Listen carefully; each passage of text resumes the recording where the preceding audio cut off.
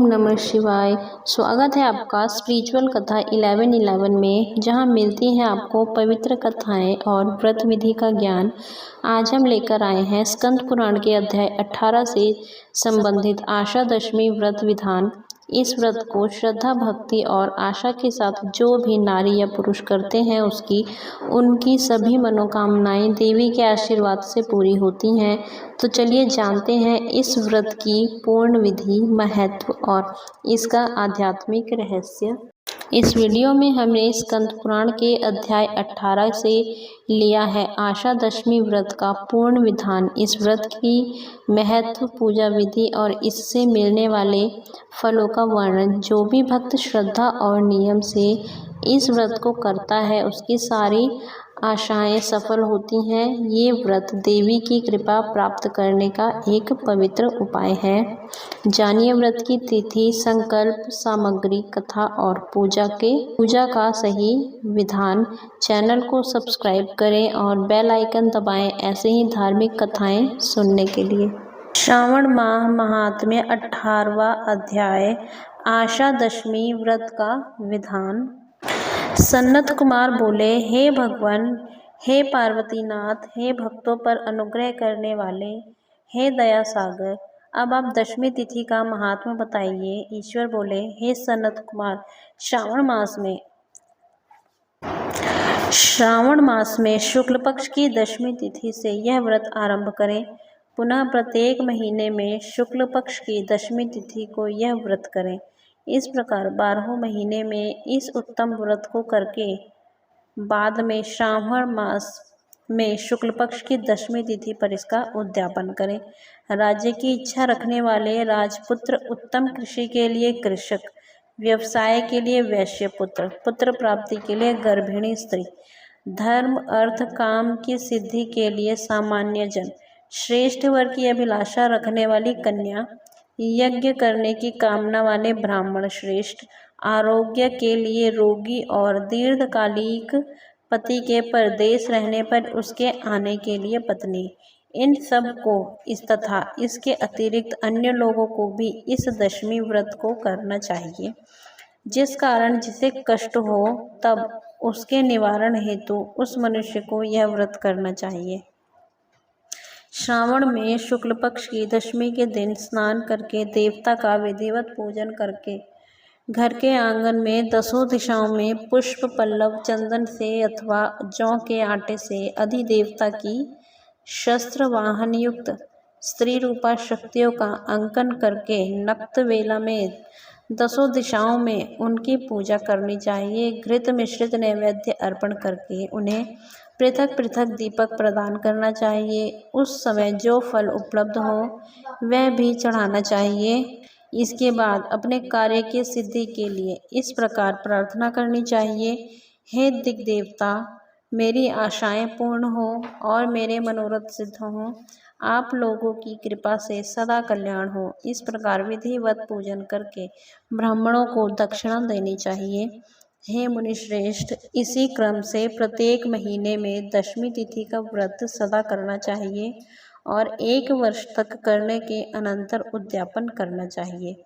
अब पूजन की विधि कही जाती है। सुवर्ण अथवा चांदी अथवा आटे से ही 10 दिशाओं को बनवाएं। उसके बाद स्नान करके भली भांति वस्त्रभूषण से अलंकृत होकर बंधु बांधवों के साथ भक्ति पूर्ण मन से 10 दिग् देवताओं का पूजन करना चाहिए। घर के आंगन में क्रम से इन मंत्रों के द्वारा दिग् देवताओं को स्थापित करें। इस भवन के स्वामी और देवताओं तथा दानवों से नमस्कार किए जाने वाले इंद्र आपके ही समीप रहते हैं। आप ऐन्द्री नामक दिग् देवता को नमस्कार है। हे आश्रय, अग्नि के साथ परिग्रह होने के कारण आप आग्नेयी कही जाती हैं। आप तेज स्वरूप तथा पराशक्ति हैं, अतः मुझे वर देने वाली हो। आपका ही आश्रय लेकर वे धर्मराज सभी लोगों को दंडित करते हैं, इसीलिए आप संयमिनी नाम वाली हैं। हे याम्ये, आप मेरे लिए उत्तम मनोरथ पूर्ण करने वाली हो। हाथ में खड्ग धारण किए हुए मृत्यु देवता आपका ही आश्रय ग्रहण करते हैं, अतः आप निर्ऋति रूपा हैं।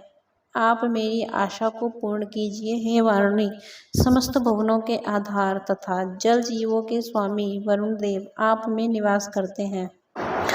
आप मेरी आशा को पूर्ण कीजिए। हे वारुणी, समस्त भुवनों के आधार तथा जल जीवों के स्वामी वरुण देव आप में निवास करते हैं, अतः मेरे कार्य तथा धर्म को पूर्ण करने के लिए आप तत्पर हो। आप जगत के आदि स्वरूप वायु देव के साथ अधिष्ठित हैं, इसीलिए आप व्याव्या हैं। हे व्याव्ये, आप मेरे घर में नित्य शांति प्रदान करें। आप धन के स्वामी कुबेर के साथ अधिष्ठित हैं, अतः आप इस लोक में उत्तरा नाम से विख्यात हैं। हमें शीघ्र ही मनोरथ प्रदान करके आप निरुत्तर हो। हे ऐशानी, आप जगत के स्वामी शंभु के साथ सुशोभित होती हैं। हे शुभे, हे देवी, मेरी अभिलाषाओं को पूर्ण कीजिए। आपको नमस्कार है, नमस्कार है। आप समस्त लोकों के ऊपर अधिष्ठित हैं, सदा कल्याण करने वाली हैं और सनक आदि मुनियों से घिरी रहती हैं। आप सदा मेरी रक्षा करें, रक्षा करें।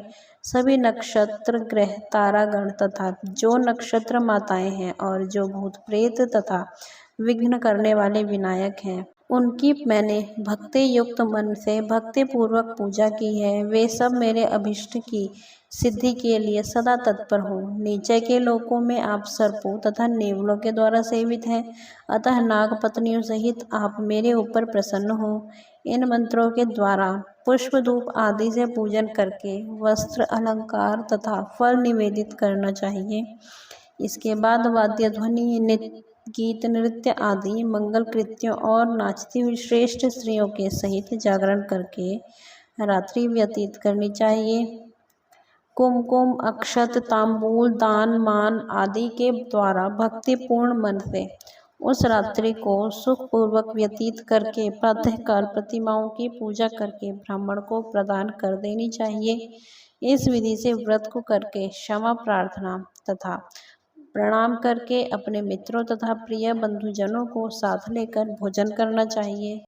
हे तात, जो मनुष्य इस विधि से आदरपूर्वक दशमी व्रत करता है, वह सभी मनोवांछित फल प्राप्त करता है। विशेष रूप से स्त्रियों को इस सनातन व्रत को करना चाहिए, क्योंकि मनुष्य जाति में स्त्रियां अधिक श्रद्धा कामना परायण होती हैं। हे मुनिश्रेष्ठ, धन प्रदान करने वाले, यश देने वाले, आयु बढ़ाने वाले तथा सभी कामनाओं का फल प्रदान करने वाले, इस व्रत को मैंने आपसे कह दिया है।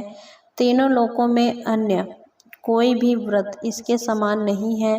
हे ब्रह्मपुत्रों, मैं श्रेष्ठ वांछित फल की कामना करने वाले जो मनुष्य दशमी तिथि को दसों दिशाओं की सदा पूजा करते हैं, उनके हृदय में स्थित सभी बड़ी बड़ी कामनाओं को वे दिशाएं भली फलीभूत कर देती हैं। इसमें अधिक कहने से क्या प्रयोजन है सनत कुमार।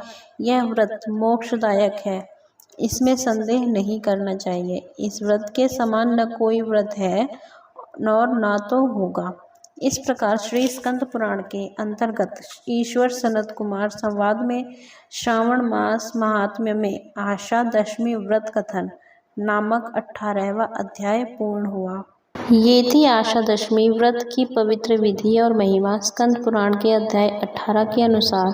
अगर आपको यह वीडियो पसंद आई हो तो लाइक करें, कमेंट करके अपने विचार बताएं और शेयर करें अपने परिवार के साथ। और हाँ, स्पिरिचुअल कथा 1111 को सब्सक्राइब करना ना भूलें, जहां आपको मिलती हैं धार्मिक कथाएं, व्रत विधान और भक्ति से भरे अनुभव। जय माता दी।